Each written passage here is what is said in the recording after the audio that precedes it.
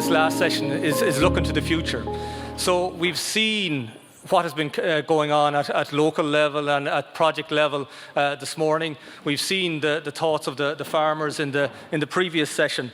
And one of the things that we have seen is that there is such potential. There's been such a range of innovations applied at ground level, solutions to some of the most intractable environmental issues that we're seeing both internationally and globally.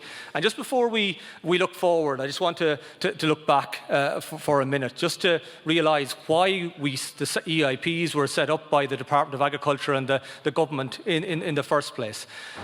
The big thing, the reason they were set up for was that there is these major environmental challenges, major social challenges, major agricultural challenges about feeding the world in a sustainable manner without impact on the environment. We have issues around global climate change with the COP26 coming up in Glasgow in the coming weeks. We have global biodiversity loss and a climate crisis. When you take all these big challenges at a very global level and a national level, the first thing you think is, oh my God, we're screwed here. You know, what can we do? You know, but what has been demonstrated over the last 20 years, in particular in work in areas like the Burren, when local communities can come together, you know, we can find solutions to things like the biodiversity crisis and crisis in farm incomes at a local level. So in 2012 and 2013, when our last rural development programme was being drawn up, the thing was, well, actually, we mightn't be able to solve it at national level. We can see when people come together at local community level, we can break down the problems, work together and find solutions. Can this be replicated around the country for a range of challenges? So in our current RDP, there was three broad teams of EIPs set up. There was these general EIPs that looked at agricultural innovation in general around a broad range of issues, not just the environment, but in terms of production side, in terms of social side, in terms of markets, food chains, the bioeconomy, etc. And a lot of the ones we focused on here today were ones that were set up to combat the interaction between agriculture and the environment.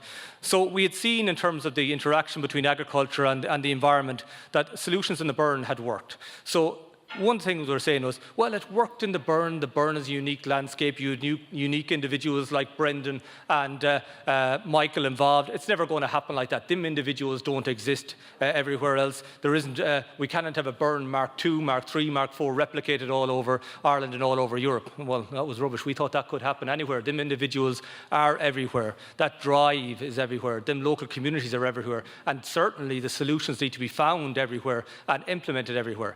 So that's why they said, well, solve it so for the hen harrier and the pearl mussel project, two of the most endangered species in Western Europe, and dealing with land and water interface as well. And applying that in the pearl mussel and the hen harrier project, you've seen there, working with the farmers, working with thousands of farmers. They've applied this results-based, locally adapted system that has proven to be successful after a number of years. Hasn't basically solved the biodiversity crisis or decline of these species, but it's well on the way of doing that. And the model is there and possible to roll out.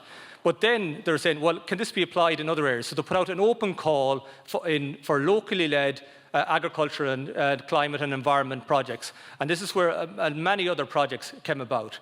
And this is where I wanted to introduce you to the panel here. These people are the people who have been working on these other projects, as well as the hen harrier and pearl mussel projects, to try and come up with solutions. And they have also found solutions. They have found it has worked, echoing what has happened in this morning 2 sessions. But we want to really now look to the future. Look where we can go from here. So I'll just introduce the panel first so it sets the scene of the type of initiatives they're working on. So we first of all have Declan Byrne from the SUES project. It's the agri-environmental scheme in the uplands in Wicklow.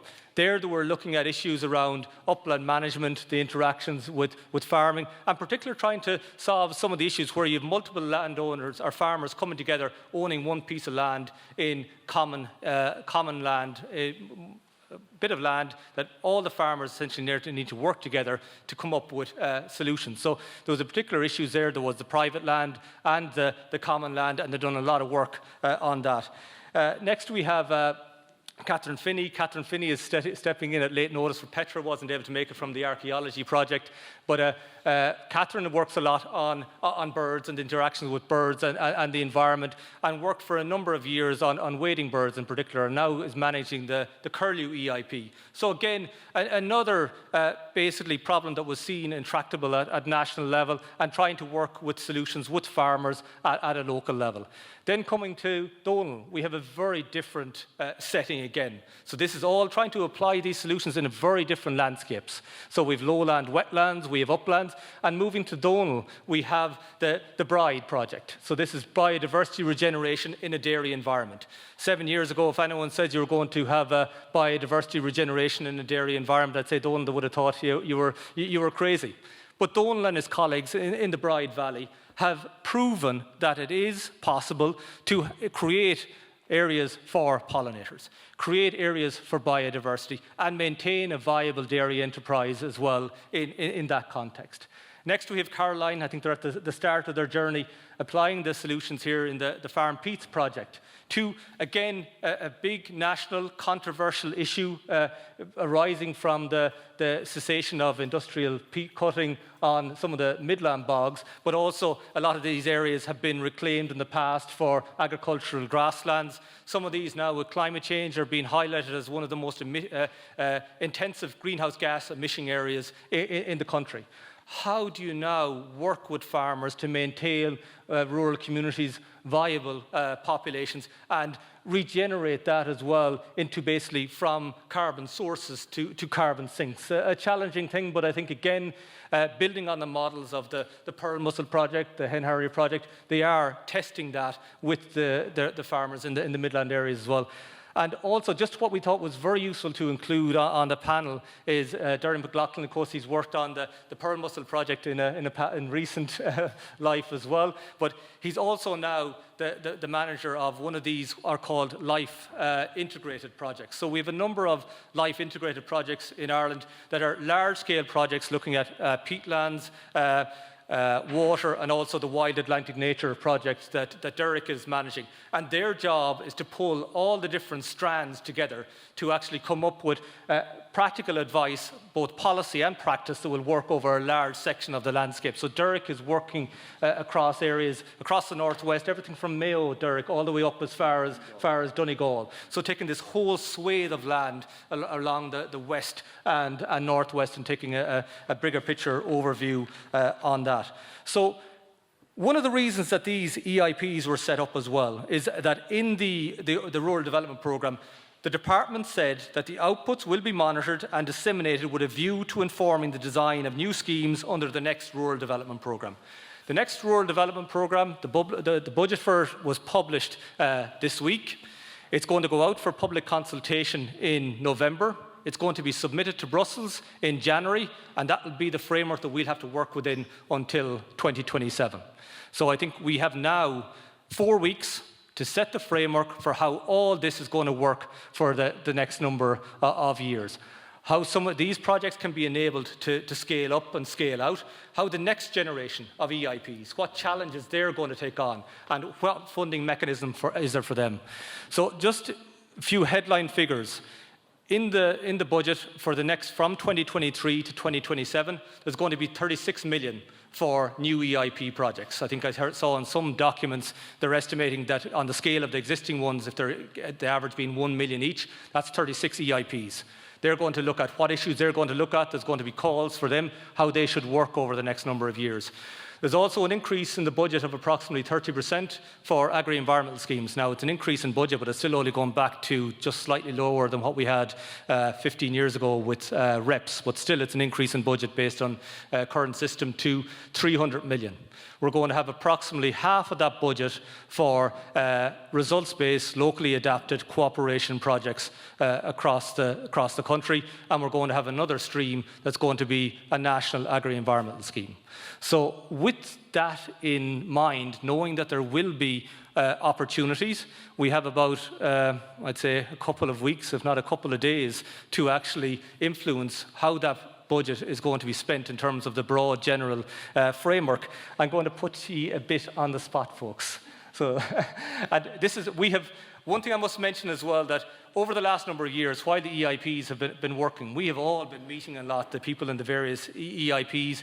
We've been having these discussions over the years. We've been trying to figure out where they're going to go next, how we're going to inform policy, what's going to happen. And I think maybe now is our opportunity. Some of the things we've been discussing on Thursdays with Patrick over the last number of weeks and months, we can bring it to a wider audience and get your input into it as well. So first of all, maybe starting with Declan.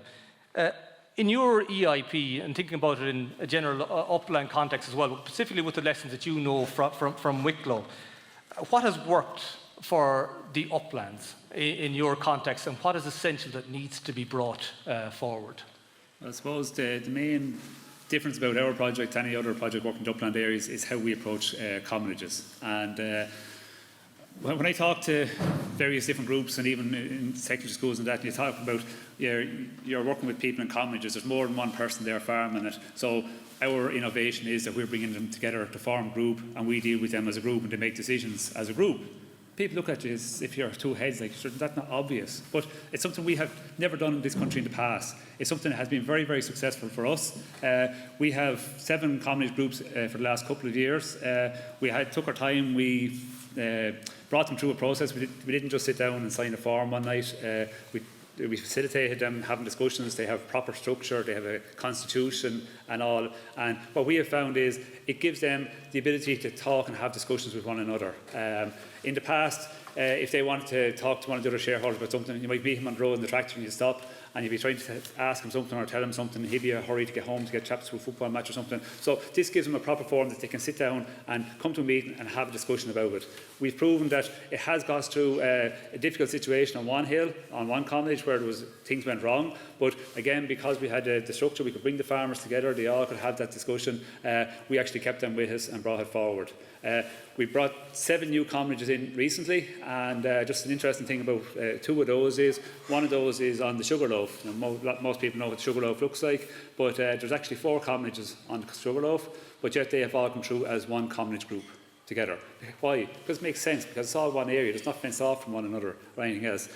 So they're coming together as one group, and similarly a group in Dublin. So these commonage groups are working really well for us. So when we make decisions or we ask something to be done on a commonage, they figure it out, they sort it out, and they're collectively responsible. One of the things that has come up recently is the farmers themselves are coming back to us saying, well, look, okay, we have this commonage group, but we need to be able to talk to the other commonages. We need to be able to talk to the other hills and that. So they're already looking at seeing this is working at individual commonage level, so now we need to take it to the next level. Because, look, we're talking about uplands, there's no fences around. We have 12,500 hectares runs from, say, Sally Gap Road to Wicklow Gap Road, and all you have there is 2 public roads goes through it. There isn't even a fence on them. So they're vast, wide open areas. So we can't look at these in isolation from one another. The sheep move across from one hill to another. The wildlife does. So the farmers see that, and as I say, they're looking now towards interacting with one another as well as just within their own groups.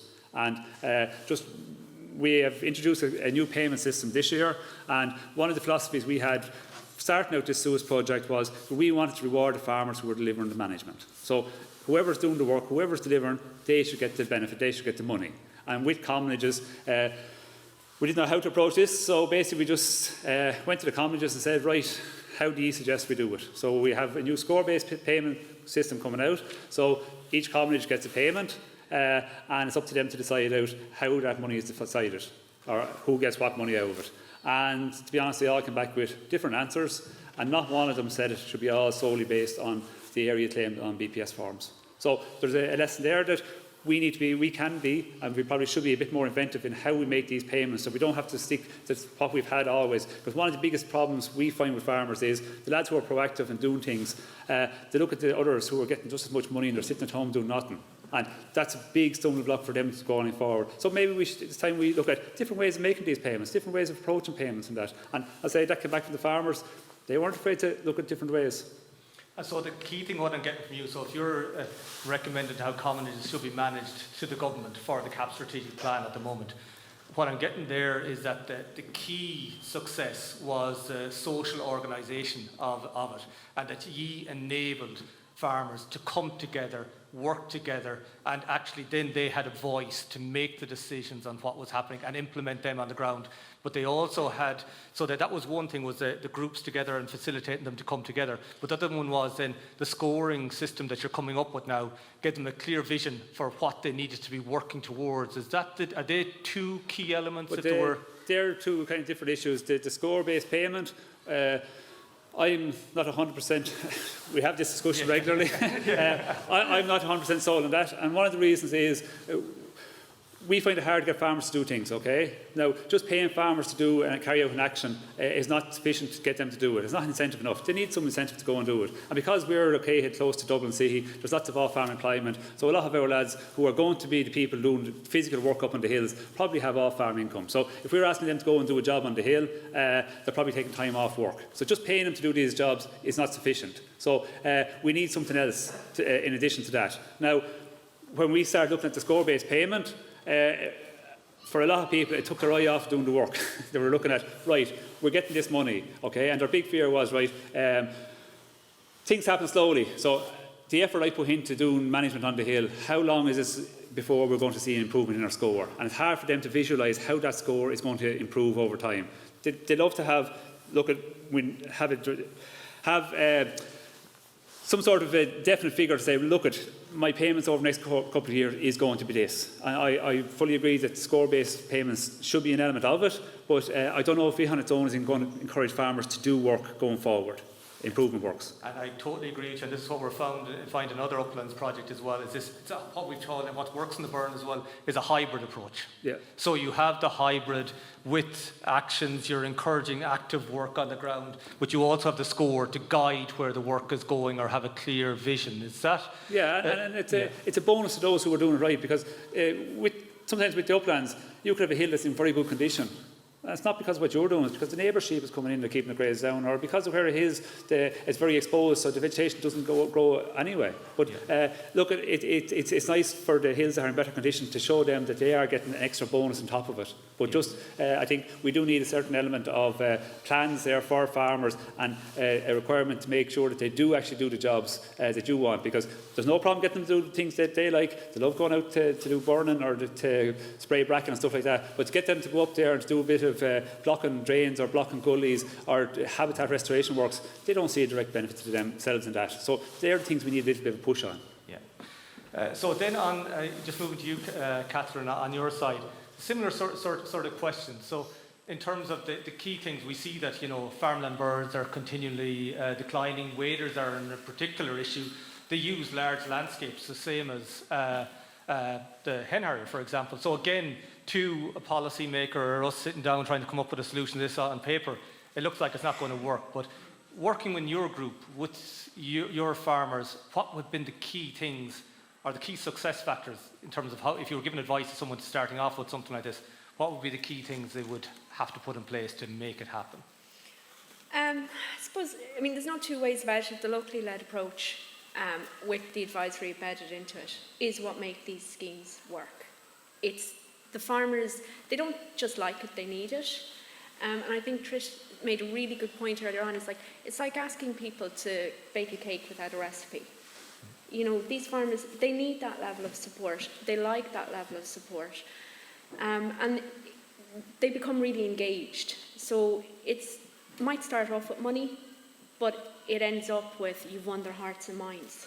And once you've done that, then the world's your oyster, because they will do anything to make that work for them on their own farm. And it's also, I think there's a level of farmers for years and years and years, they have been pointed as the bad farmers, and a lot of the farmers in the areas that we're working in are naturally high nature value farmland. For years the advice in relation to these farmers is that they're poor, they're uneconomic, they're somehow bad, they're not doing it. So to give them a sense of pride that they're no longer the bad farmers, they're the farmers that they can put up their heads and, you know, stand tall, because they are the sustainable farmer. They're the farmer who's producing food alongside biodiversity. Yeah. And it gives them a real sense of achievement. But I think in terms of farmland birds, yeah, I mean, we really have huge challenges. We are at a point with curlew where we could very easily see their extinction in 10 years. and there's no two ways about it. And in terms of what we need for the next CAP is, I suppose, we don't have the time any longer to get this wrong. And we know what we need in terms of to provide for that bird, is we need to be working with local team, with the farmers in the areas where the birds are breeding. And we need supported actions. We operate a hybrid model. We need also predator control in those areas, which is one of the aspects of our scheme that we're developing. And I suppose we also need the systems and the supporting systems within the department's IT systems to allow us to change. Because one of the things about farmland birds is they do move, we have incomplete knowledge. We don't have time for a curlew to be breeding on a field that is in the wrong agri environmental measure without being able to change that immediately. Because if we do that now in the next CAP or in the next round of the CAP, that's 5 years. That bird does not have 5 years to be in a wrong option. So we do, that's kind of, that's really important and something that we've had problems with in the lifetime of the EIP scheme in terms of GLOS. So they're very simple elements. So in the simple elements you're talking about there, so say just taking a concrete example, I know you'd have probably pictures in your mind of particular fields that the curlew was in last year, sitting on the eggs and the chicks and keeping the predators away from them, you know. But in terms of that, it's the respect of the farmer and the work they do. It's bringing the expertise of the ecologists to play, and everyone working together focused on that goal. But has it been successful? Can you think of an area where a bird has fledged chicks? And what were the thing? It was the farmer, it was the advice, it was keeping the predators away. And what can you sort of paint a picture for us for that particular field, maybe, so we could get some concrete things out of it? Yeah, to replicate. As in what came to play for that particular? What for that particular field or that particular area? I suppose in the very first instance, it was identifying where that bird was breeding in the first place. So it's the monitoring. So it's the monitoring. Yeah. I suppose when you're dealing with farming birds, you do need to be working to be cost effective and effective in the areas that they are. Yeah. Then it was engaging with the farmer. Yeah. And it was the kind of the knowledge, giving the farmer the knowledge and the sense of pride that they had that bird there in the first place, and what it required, what it needed. So it's the advisory element. And partnership and advice. And the partnership. Yeah. It's having the right management on that field. So it's the results-based habitat measure. Yeah. It's the... So that's communicating exactly to the farmer what was needed for that chick to get all the way to survival and flying off. Yeah. Yeah. It's having the non-productive investments so that you could tweak that habitat or improve that habitat or reduce the predator habitat on that particular field or in that particular locality. Yeah. And then you have we support our particular project with professional gamekeepers for that area. So it's a wider landscape. So it's a wider landscape. Yeah. And then within that, the farmers in the conservation keeping scheme, they're operating on the wider landscape as well. So it's bringing the farmer together as well, that he might just be in the habitat option, but he could also be in the keeping option. Yeah. So then the farmer's job in that, they see their job as they're food producers. Yeah. They're actually, what you use the word, they're the farmer gamekeepers or farmer conservation keepers as well, in terms of protecting that as well. So that's another diversification of their income stream. Yep. They're also the ones that are putting in the work, putting in the non-productive investments and building the predator-proof fences, putting in the wader scrapes and the ponds. So it creates a whole opportunity then for the farmer within that. I suppose I can paint a picture between the two projects there already so far. I could see how you could build an agri-environmental scheme around this, advisory supports around this, which are all at the moment headline figures within the CAP strategic plan. I know, Donal, you're in a very different context. You're coming from a situation where you have potentially in the dairy sector, some of the most viable farmers in the country.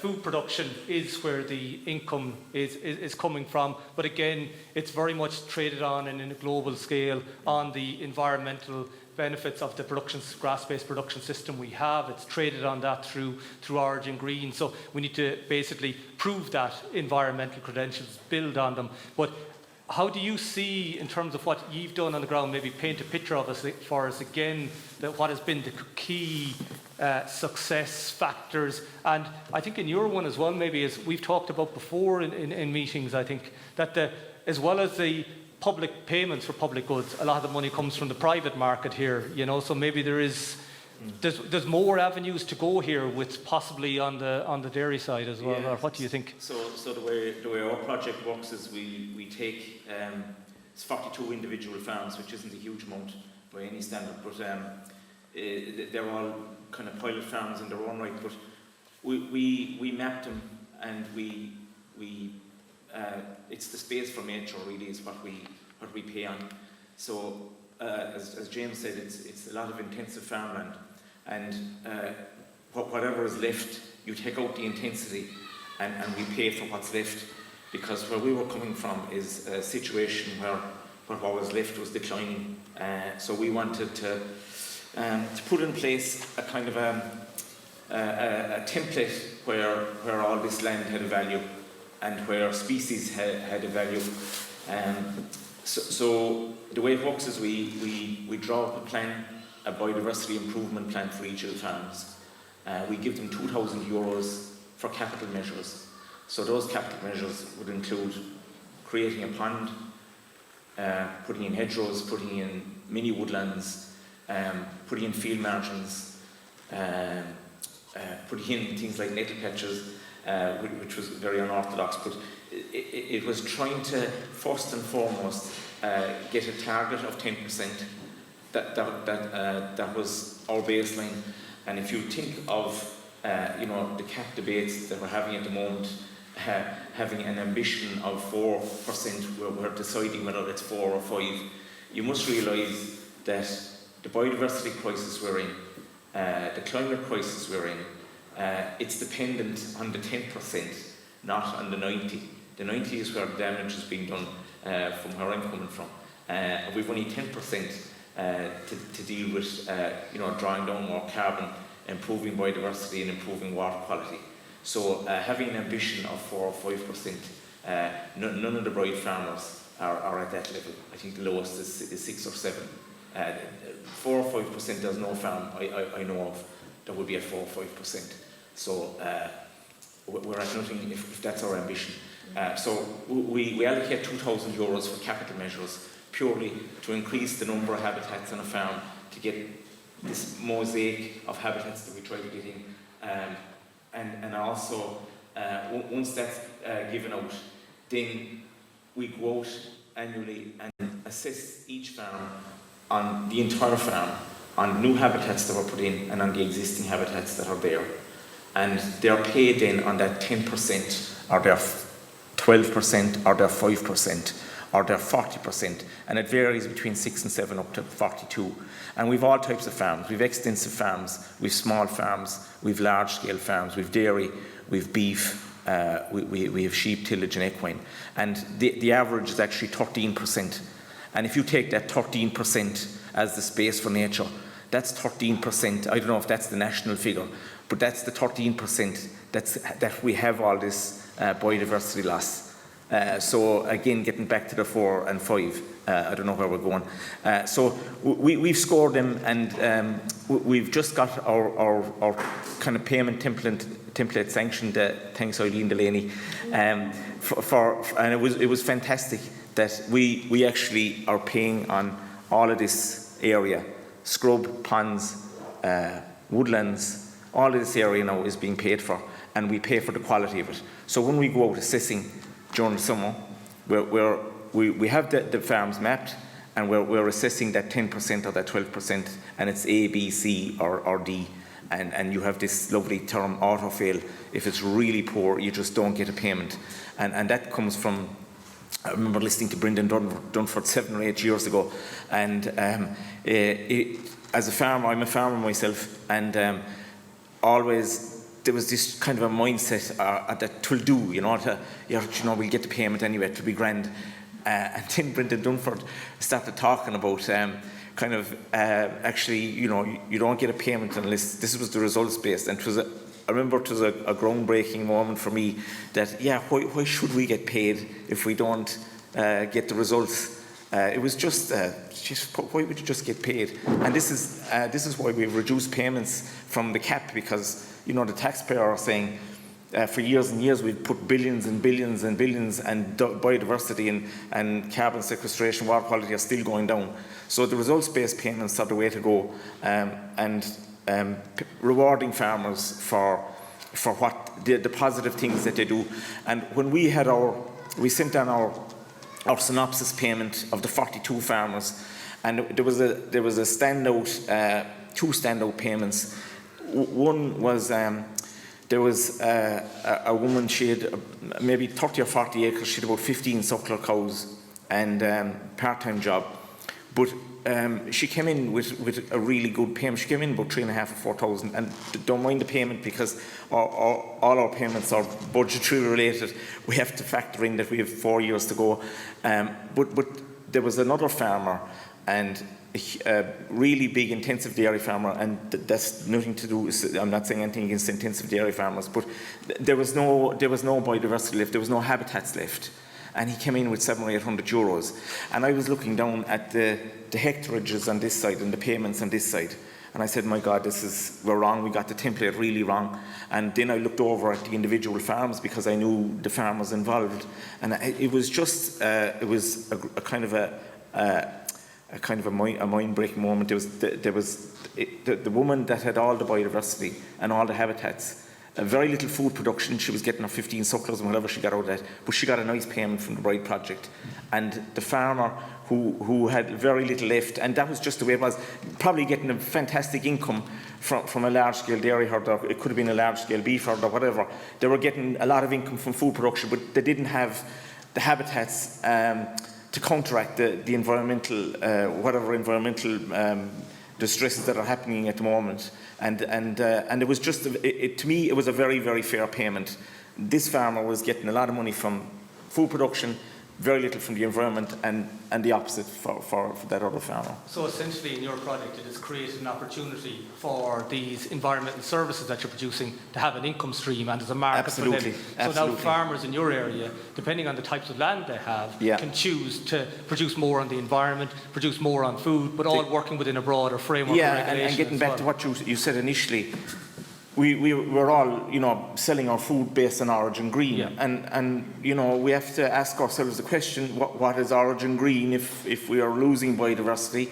If we have this, suppose that, I don't know, the carbon footprint, I don't get into it, but we have a water quality and a biodiversity problem, and so what is that saying about origin green? So we need to up our story, and we need to, you know, forget the greenwashing. I deal a lot with you know, at the intensive farm level, and there's an awful lot of greenwashing out there saying, you know, we are this and we are that, but we're able to prove now with our template, our payment, we're able to say this farmer is doing an awful lot for the environment, this farmer isn't doing that much for the environment, and that's just the way it is. And we want this farmer, we have the template to improve this farmer and to bring him up to where this farmer is, and then we want to go back to the consumer and we want to say, no, this is the food that we're producing. And forget about your, milk is milk, because it's not. The milk that's €1 and the milk that's 90 cents is a big difference. And we're going to have to educate the consumer now and say, I'm not sure about these payments that we're getting in for the EU, if this is going to do it for us. But if you think that this is the way you want your food produced, there's going to have to be a payment for it. And that is the way forward, I think, that you get your payment for looking after the environment, but Joe Public and Mr. and Mrs. Consumer need to come on board and start rewarding those farmers that are delivering on the environment. And in that we will need to change our labelling system of our food so it's transparent to the consumer, that they, when they go into a supermarket, they can see on their shelves, you know, that this product is coming from this farm, it has delivered X, it can get that. But it takes a whole system change, and I think that really needs to be led, and I think you're probably involved in this with the dairy co-ops as well in some discussions. It has to be led to a certain extent by the industry, but supported by a consumer drive as well for this, isn't it? It does, because you know, there's people say to me, why don't you go in and just sell your own milk?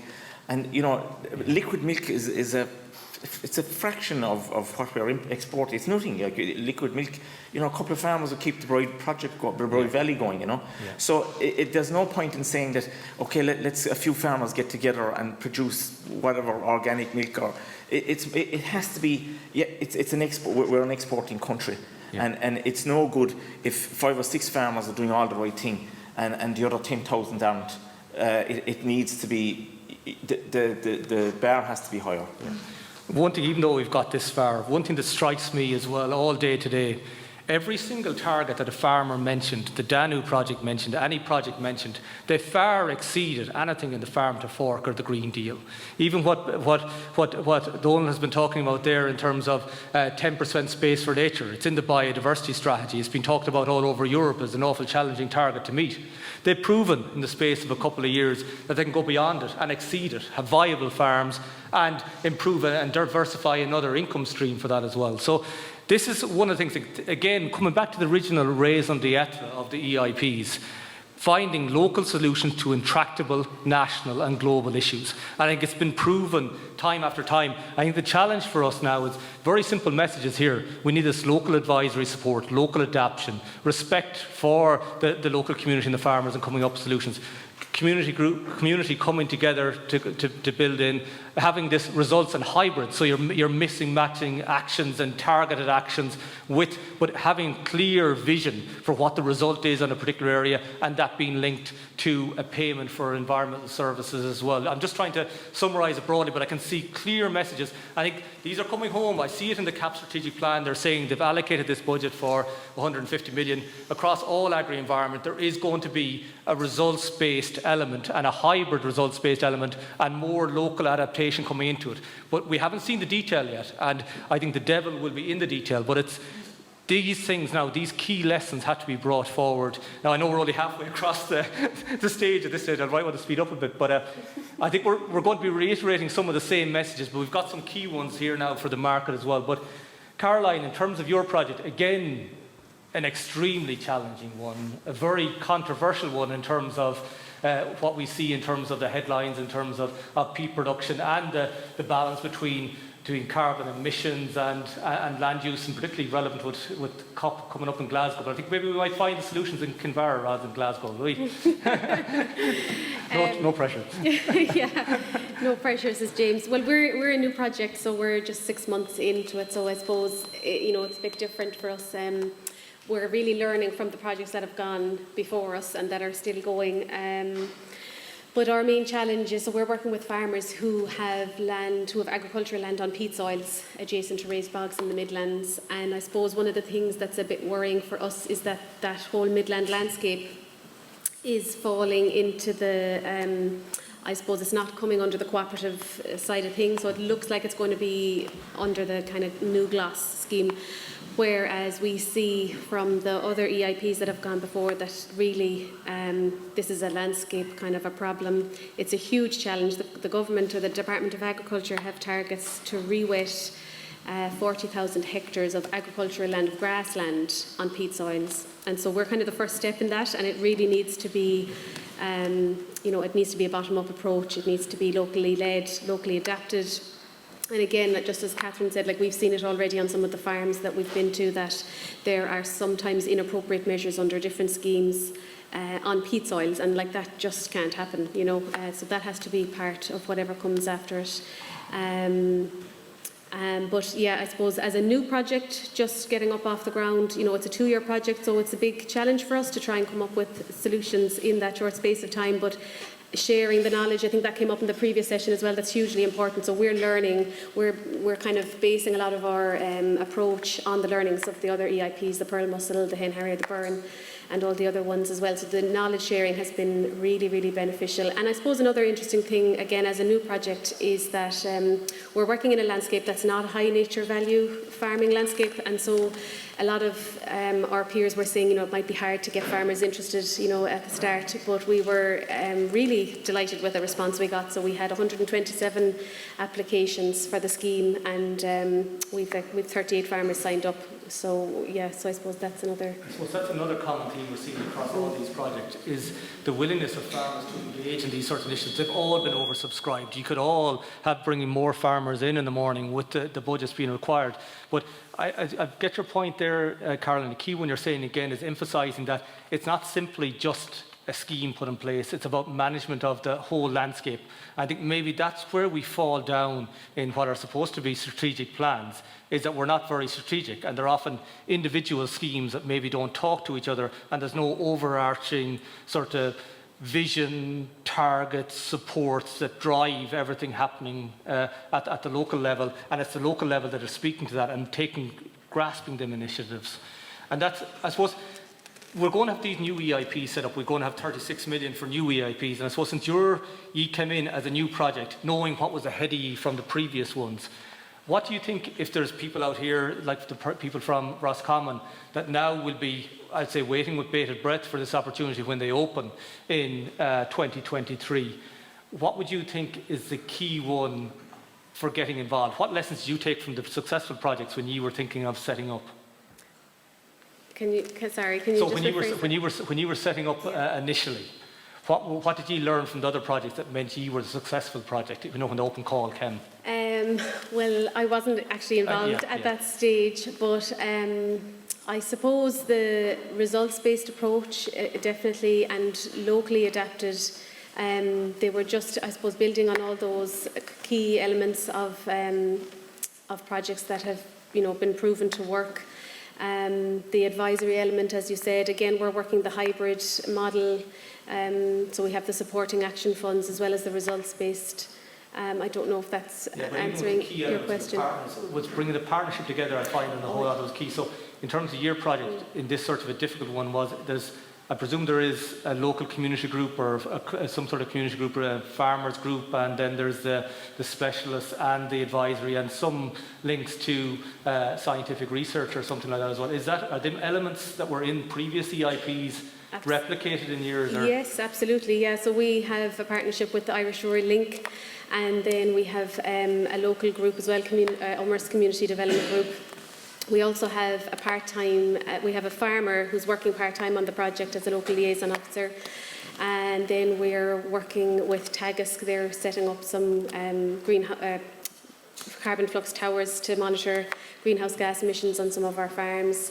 Absolutely, the partnership is vital. Different elements of bringing this sort of expertise, the local expertise from the communities and the farmers and knowing their land. You have the advisory element, and you have then the research element, and that's building and bringing some of this on. And all this is coming together to find solutions in a very targeted setting. Yep. And I think this is going to be difficult, but this is something we're going to have to replicate within the CAP strategic plan system. We have this agricultural knowledge innovation support systems in a separate pot of money. We have the EIPs in a separate pot of money. We have the agri-environment climate measures in a separate pot of money. Something needs to be done. Something needs to be done to glue these together with the non-productive investment in TAMS as well. That is key in some of these projects, to bring it all together, focused on issues at particular local levels.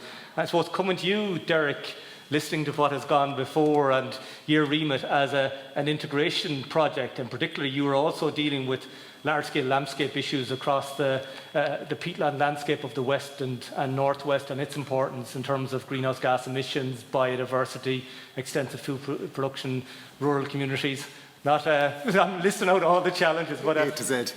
You're charged with actually trying to bring this together and inform policy with the local groups as well. Where do you see this going now? And I suppose, more importantly, being very focused on what needs to happen in the CAP strategic plan, and then after that is gone, where do we go from there? Okay.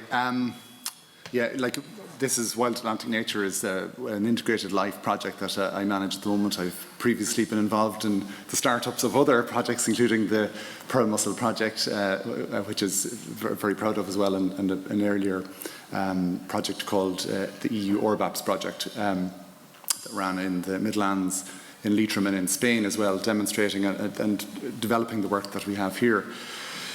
From a broader perspective, we're all here because of policy issues, and policy issues that we look at the ground and we think of damage to the environment, we think of overgrazing or undergrazing, we think of all of the different rural problems that accrue in these areas that compound, that contribute to, and that compound problems in the environment of depopulation and all of these kind of things. But it's ultimately, it's not necessarily a farmer on the ground or a landowner that is necessarily responsible for damaging. It sometimes is, but it's often not. It's often their response to what the policy tell them. So it's the farmer that has their income that's related to either food or else agri-environment payments that require a certain set of measures and a certain sense of set of rules to be followed. And they're fine on paper and they're perfect for the computer because you can draw a straight line here and your graph goes straight up, bang, the money transfers, perfect, everybody's happy, the auditor is happy, the administrators, etc., all happy. But in reality, and when you hear the different stories from everyone here, and the farmers before us, and the session before that, everyone has a different perspective, everyone has different issues and so on. And that one-size-fits-all doesn't work. And in fact, the one-size-fits-all has caused us to be where we are right now. You know, that's the impact of CAP as we've designed it. So how does one go and work back the way? It's kind of it's that micro and the macro side of things. What are the pillars here? And I see 4 key legs to the stool, 3 particularly. One is, and number one in the context of agriculture is the farmer, understanding the type of enterprise, the landscape in which they farm and so on. 2 is the managing authority, of the understanding of the managing authority of what the farmer does or of that area. And the 3rd is from the scientific expertise as to how those landscapes function. It is all very complicated and so on. But so you've got that kind of scale. And if you look, I think it's kind of almost a nice comparison to, say, the likes of the Burren here, where Brendan and Sharon and Michael, developed this program. This what was very complicated at the time, to develop, but actually very simple. The higher the score, the higher the ecological value, the higher the payment for the farmer, and that in itself created that market. So we've gone from that to looking at actually more complicated issues. Hen harrier. How do we go about protecting hen harrier? Right, simply use the exact same principles, those that were successful there, of using the landscape as a surrogate, the health of the landscape as a surrogate for that, and bring it on to the Pearl Mussel project where, okay, in those instances, yes, it's important to reward high ecological quality, but if you've got bad ecological quality, it outdoes everything. So therefore you've got safeguards in there to, like a whole farm assessment that takes everything in. So that's a great scale from which to go from. So therefore, we've got a very clear template for how these things work. We can see the scale from a more intensive to more extensive perspective where they sit on that line. And ultimately then, what we want to do is that we want to look at a broader landscape perspective and the function of those landscapes. The farmer is obviously a part of that landscape. They're a function of that landscape as such. But we need to be thinking about the broader health of our broader landscape on maybe a hydrological unit perspective, or catchment level, or whatever it might be there. What's our climax vegetation? What is the function of the health of our rivers in typical Q values or whatever it might be? How is our overall landscape functioning? And that has to be utterly front and centre of that kind of gradient, from how a single field scores, the implications of that, the response a farmer has to that, right the way through to the whole function of that landscape. So what you're saying here is that, and I think what a lot of these projects have done, is captured all this complexity, captured it, tried to understand it together, and then move on then and implement simple solutions at farm level that deliver results, you know. So we always have to understand the complexity, but we cannot deliver complex. We have to actually ensure, this has been the beauty, I think, of all these projects, is they always seek to understand the complexity, try to find the solutions, but always implement it practically, results focused and simply. And it's these working together partnership. It's hybrid, results-driven action, the right measure in the right place, driven always by achieving the results. Respect, trust and reward at every step. So I don't know how long more we have, Brendan. Do we have for the conversation?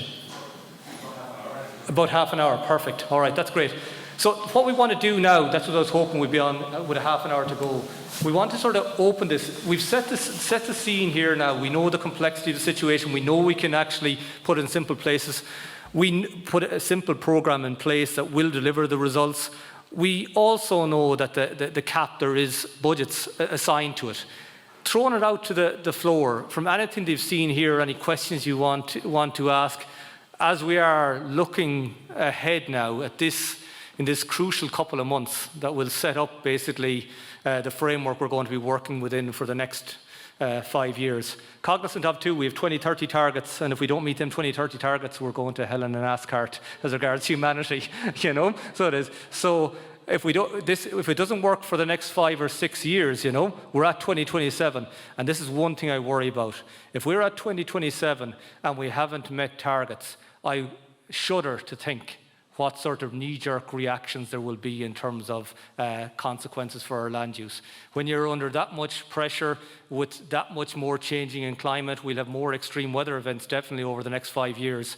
If we don't see things turning around at the ground level now, there will be knee-jerk reactions that will lead to very, very bad policy formulation, I think, in the latter half of this decade. Not to be pessimistic about it, but I do think there is an urgency to a certain extent now. Yeah. There's just one in front and then Michael behind, but yeah.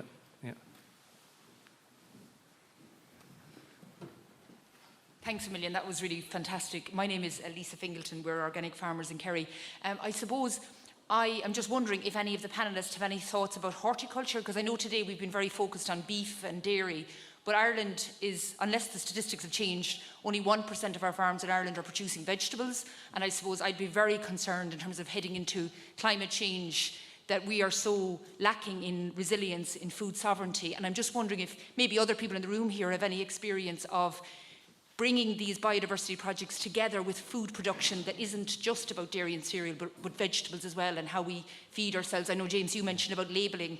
A bugbear, Blasna here in awards. There's the orange juice in Carlow, Blasna here, and expertly squeezed in Carlow. I don't want to pick anyone out, but honestly, we're really, and you talked about as well, Donald, about consumers, but I run a project called the 30-Day Food Challenge and the Local Food Project, and people keep coming back to me. We try to eat only Irish food for 30 days in September, but people are sick of it because they're going to supermarkets, they're trying to support farmers, and unless they have a local farmers market in their area, going to a supermarket and having these awards that are awarding food that has no connection to our land.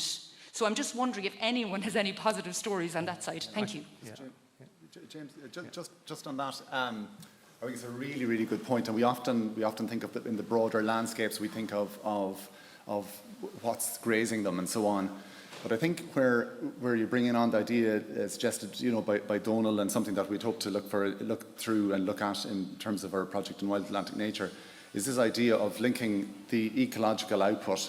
I know it's going back to the label side of things, but ultimately the consumer has to have a signal as to what it is, a high, medium, a low ecological setup. And therefore you don't have, organic is obviously, hugely important and so on, but it's in this instance, you're not looking at what inputs were used. You can't fudge high ecological output. It mightn't be so easy to achieve a high ecological output necessarily with dairy, but it might get medium very well. With lamb, it might be very easy to get a high ecological output label. And by that, I mean, that's relating back to the scoring idea, the idea of your whole farm score, or the idea of that farm is achieving, or that geographical area indeed is achieving a certain standard. And I could see that working very well from a horticultural perspective as well, just in terms of the outputs, in terms of a score of the way that things are produced there. Can I just add to that? I would agree with you 100%, but I think the biggest problem from where I'm coming from is there is no tradition of horticulture in my area, and it came up exactly what you said, because it feeds into what we're all trying to do, to go back to a kind of a better quality and a more nutrient-dense food. But the tradition and the expertise isn't there. We're so focused now on dairying, beef, or tillage. If you go back to the last generation, my own parents would have grown, I'd say, vegetables from March all the way through to October for the whole family. I remember that, and I remember it fondly, but I wouldn't, I suppose the time now that goes into that, but I think maybe government support for local horticultural initiatives would be a start, with people that would have expertise coming into an area or whatever. But I do know that there's one organic vegetable farm, it's about 10 miles away. But there's a need for it right across, and I think people would buy it, but it's not there. It's coming back to convenience. You have to be able to go down 2 miles down the road to get your vegetables, and if that was there, I think it would take off very quickly. Do you want to comment, Catherine? I think it would make a lovely EIP. Absolutely. And that's what For something they don't deserve, but that's where your results base come in. They don't get a huge remit nationally in terms of its promotion, the potential branding in terms of produce from those areas and associated with those areas. And I think that kind of approach, it's a 9-year project, it will finish in 2029, would help a lot with those kind of issues. just before I'll come to the question. This question, then I want to just, before we finish up. Thank you. I came today just because I needed to be inspired and given some good news in this context of climate and biodiversity emergency. So thank you, I've really gotten that. This question, I know if it's too big, but how much is what you're doing entering into mainstream thinking? I'm thinking of IFA, TAGISC, conventional agricultural departments and stuff. Thank you. Does any panel want to comment? Just on that, I suppose we were set up, these EIPs, we have a limited lifespan, we were set up to learn lessons, and I suppose the part of agriculture has been very hands-off, it's been great. Anything we want to do, we got permission to go ahead and do it, and we're looking at very diverse things. But there doesn't seem to be any joined-up plan for taking our lessons back, everything that we've learned. Like, if you come and talk to me, I tell you we're right lads in Wicklow, we're doing all sorts of great things. Every other project will tell you the same. But what we need, and it hasn't happened yet, is to have a proper structured discussion on all the various issues, to look at all the learnings of the different EIPs, what the evidence, what we've produced, because my big fear is that when it comes to this, putting together the specific actions in the next RDP, that somebody will come in, they'll look in, they'll cherry pick and say, oh, I'd like to look at that, that'll apply, or that'll appeal to whatever stakeholder, that one, we'll pick that one because it's easy to put up on the computer and that. And what we'll end up with is something that loads of little bits and pieces and it doesn't actually join up. And I'd like to see some way that all our learners can be brought together to get something that joins up, rather than picking little bits and pieces. And we haven't seen that yet. That's just in terms of my dealings with the various farm organisations. I must say the best people you can ever work with, I think, are farmers, and in terms of pragmatism. And often on a higher level, you can hear various different messages, but certainly from a local perspective, those that understand the land, like our collective goals and aims for it are almost exactly the same, to sustain ourselves in those areas. If the hills are bare or whatever it might be, it's not going to go that far. It's not going to be something that you can leave to your kids and their grandkids. So that's a big thing there. I feel a great sense of positivity there, when something makes sense. So I think that's the big thing. There was one other thing in terms of its incorporation into the larger policy. I think the Department of Agriculture, set up these in response to serious issues. And I think some serious kudos needs to be sent that way, in terms of the risk that they took, because they were sending money out into the ether. And as administrators and accountants, and that is, it's a major no-no almost. So it was a massive, massive leap of faith that they took. And, we can be critical, and we're self-critical as we go and how we can improve and so on, but we're at a much better place than we were. But it is only starting to align these different policies, the Common Agricultural Policy, the nature policies, the water policies. It's our approaches, I think, are starting to align that. And we see certainly a lot of the framework that we need in some parts of the CAP. There's things that we were talking about a little bit earlier, the cap on some of the payments and so on, that are things that we hopefully can be addressed. But ultimately, there is a structure in some components of the CAP that will allow us to continue to innovate and continue to do what we have to do, Just on that, I just want to reflect for a minute. We are looking forward. I'm going to look back because we're at 10 years of the Burren Winterage School now. And just thinking back, when we were in, I don't know which room we were in 10 years ago, Brendan, it all blurs into one at this stage. But I remember at that time, we had approximately, this initiative was only in the Burren. It wasn't anywhere else, We had approximately 100 farmers pioneering this approach in the Burren. That was expanded over the intervening years to any farmer in the Burren who wanted to join this approach to do it. We have now proven that we'll work across Ireland, not alone in Ireland. We're also working with initiatives in Portugal, in Austria, in Eastern Europe, in Scandinavia as part of results-based payments network at EU level that is trying to push it at Brussels level as well. We're getting quite an amount of support from DG Environment. And I remember in one of these discussions, much around the same time, I'd say about maybe 8 or 9 years ago, we talked about, because we'd got the extensions of the Burren, the EIPs were coming on stream. We didn't know how it was going to evolve. And I think if we went back 8 years ago and told ourselves that we would be now sitting here talking about a 1.5 billion budget for agri-environment, that half it was going to be along this sort of a model, potentially maybe with tweaks, and with still we'd give ourselves a bit of a kick in to say, to come on now, you have a couple of more weeks to go to pull this together and bring it on, It's a huge thing. So we have scaled up over 10 years from 100 to over 2,500 with the EIPs, and now we're going to go 20,000 plus, The next time, so there's in 2027, it will have worked for these. We will have actually, with the 30,000 as well, I would hope, brought in a cooperation project and support element into that rises that boat as well. And that we won't be talking about agri-environmental payments for 20,000. We went up tenfold each time. We can't go up tenfold the next time because there isn't 200,000 farmers in the country.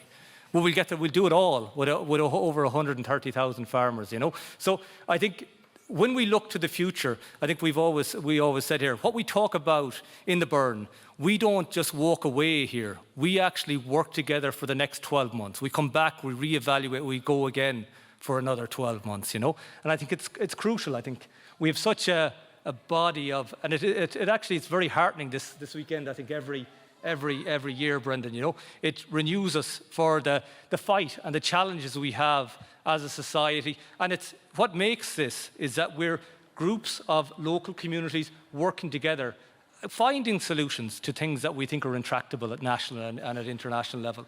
And I know we're going to be very disheartened listening to what's happening at COP26. We know the world leaders are going to go back and say everything, and they're going to go away and just put targets on paper, but there won't be legal targets that they'll have to make. But no matter what they talk about and what they say, what would make it happen is the work of the collective of local communities around the globe. So I think in this looking to the future, I think we need to take an awful lot of heart out of what has been achieved. I think it's always a complete roller coaster. You're up 1 minute and we could be down with what we'd hear maybe in a phone call tomorrow morning again, Brendan or Donald or Caroline or Catherine as well. But together we can say no matter what comes at us, and working together we can actually make it happen and have a collectively better future for us all. So I know I don't know if there's any other questions or anything else to add, but we're going to close the session, and I think Shane is going to maybe, or Maura is going to say a few words. Yeah. Well done.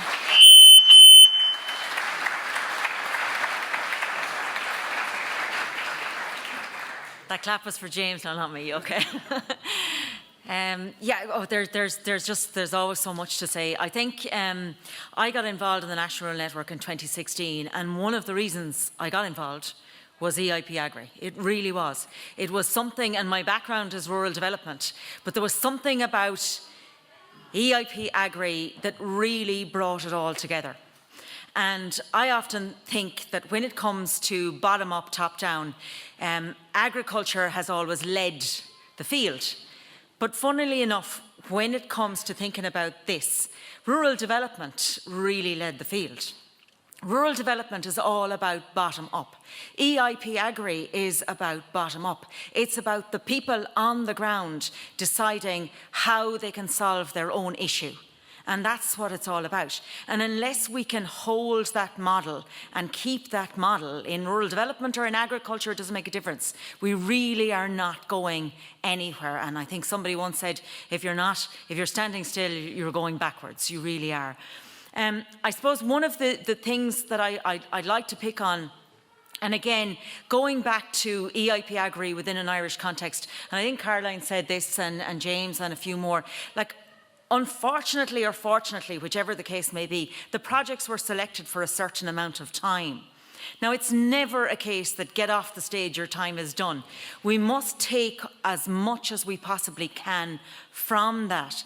But my fear, I suppose, in some ways, is that these projects, if they're not scaled up or moved to the next round, that they feel in some way that they've failed in a little bit. And that's not a great way to start us thinking about this.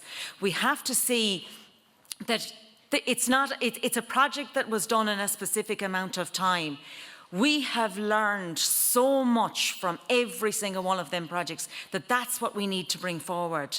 And I'm just a little bit fearful that people would start to go down that route if it wasn't scaled up or brought to the next round, that it was in some way a failure. And we cannot go there, because there isn't one of these projects, there isn't an element of them that we can't learn something out of. And I think one of the other things that I'd like to raise about the operational groups themselves, it's about the farmer, it's about the advisor, it's about all of these people bringing them together. But it's not just about that. It's about the energy they bring to the community. And, you know, listening to people today on the stage from the islands, listening to people from Mayo, from Kerry, Donegal, it doesn't make a difference. Those projects have brought an energy to their community that really the Department of Agriculture could never pay for. Nobody can pay for. They really can't. That's what we need to capture. It's that energy. Energy creates a social capital within a community. It's the social capital that creates networks. It's the networks that starts EIP-AGRI projects. You know, you want to get something done, you know someone who knows someone. You bring all of them know someones together and you create an EIP-AGRI project. And that's what it's about. So again, I cannot congratulate them enough. I really can't. There's such a sense of pride they all really, really should have. There's a sense of pride the Department of Agriculture should have. I think for them it was definitely a step in the dark. You know, they can never be accused of people who like to give away the power too easily. This they really, really did. And I think they should be congratulated to that as well. We should congratulate the Burren. The Burren really, you know, when you read those first projects themselves, I think there wasn't even a handful of projects that didn't in some way reference the Burren. They referenced the Burren because they were the leaders in what had happened. They were the leaders in what really the direction we wanted to go in Ireland. But the direction has passed that kind of thinking. It now has spanned out into farm safety. It has spanned out into so many more things. And as James said at the very beginning, it's about issues that we have and how we can solve them. And EIP-AGRI projects can do that because community people, let them be farmers, advisors, it doesn't make a difference who they are. They can solve their own problems if you just give them an opportunity. Okay? So well done and thanks very much. Thanks to Brendan and to James.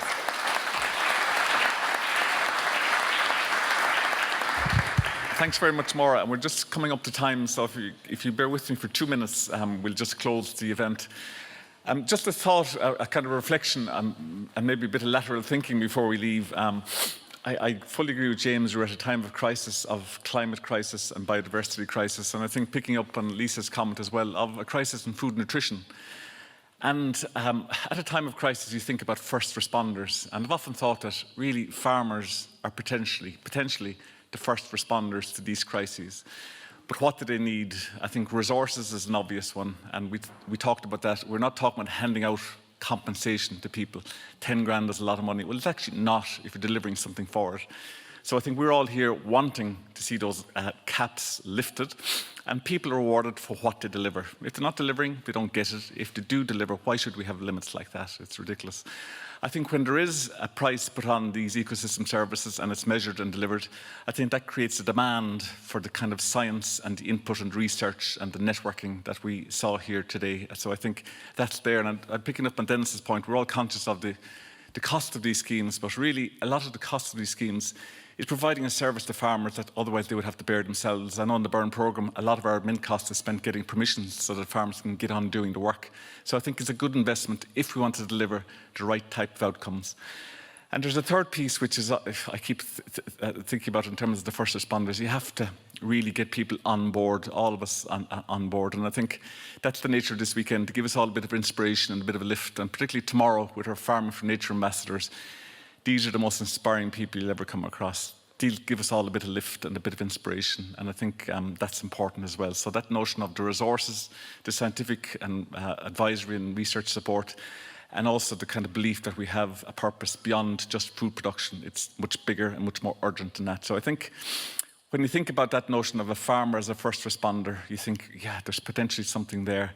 And this EIP-AGRI process, I think, is the closest we've come in many decades to exploring or untapping some of the potential innovation there at farm level, the networking, the coming together. It's phenomenal, but we need to uncork it a lot more quickly and let it loose. And that's why we have a big opportunity now, and James and Derek and Fergal and some amazing people here have been pushing the department. And I think we've been so happy with Eileen and people who have supported us at the local level, but who need support right up the line. It's a big ask and we really need it urgently. So I think everybody in this room has contributed something small but very meaningful to this potential new reality for farming that we all urgently need. So I congratulate you all as delegates here for doing that. So it's an exciting time and it's a wonderful celebratory event. Before I finish, I just wanted to say thank you to all the panelists. I found this panel really inspiring, as I did the previous panel and the one this morning. And thanks to the chairs of the panels as well for pulling together so well. Thanks to the Department of Ag for sponsoring the event. Thanks to the National Rural Network for their ongoing support in terms of organising it. Shane was great. And thanks to the Heritage Council for their ongoing support for Burren Bio Trust and for HNV Ireland as well. I'd like to thank, most of all, Burren Bio Trust itself. I'm a volunteer, but there's many volunteers. There's 3 in the corner there, Cuiva, Blonid, and Oscar is there somewhere, and they've been here all day serving teas, and they're